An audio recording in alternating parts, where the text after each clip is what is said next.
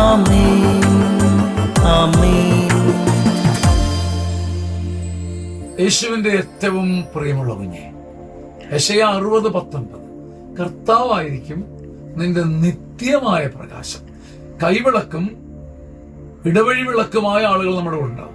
അല്പകാലത്തേക്ക് പ്രകാശിക്കുന്നവരും അല്പകാലത്തേക്ക് നമ്മളെ വാരിപ്പണരുന്നവരും കുറെ കാലത്തേക്ക് സപ്പോർട്ട് ചെയ്യുന്നവരും വഴിവിളക്ക് പോലെ നിലാവെളിച്ചം പോലെ നമ്മളെ സംരക്ഷിക്കുന്നവരും വഴി നടത്തുന്നവരും കാണും. പക്ഷെ നിത്യമായ പ്രകാശം, ഈ എറ്റേണിറ്റി എലമെന്റ് വളരെ പ്രധാനപ്പെട്ടതാണ്.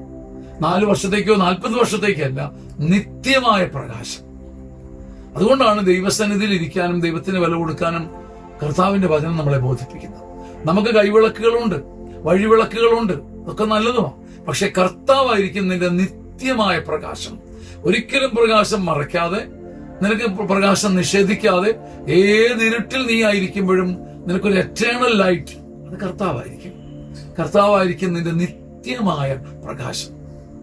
കുഞ്ഞുങ്ങളും മുതിർന്നവരും വളർന്നവരും മുതിർന്നവരുമെല്ലാം ഈ വചനം അറിഞ്ഞിരുന്നെങ്കിൽ നമുക്ക് വഴിവിളക്കുകളും ബന്ധങ്ങളും സ്നേഹവും എല്ലാം ഉണ്ട്. പക്ഷേ കർത്താവായിരിക്കും നമ്മുടെ നിത്യമായ പ്രകാശം.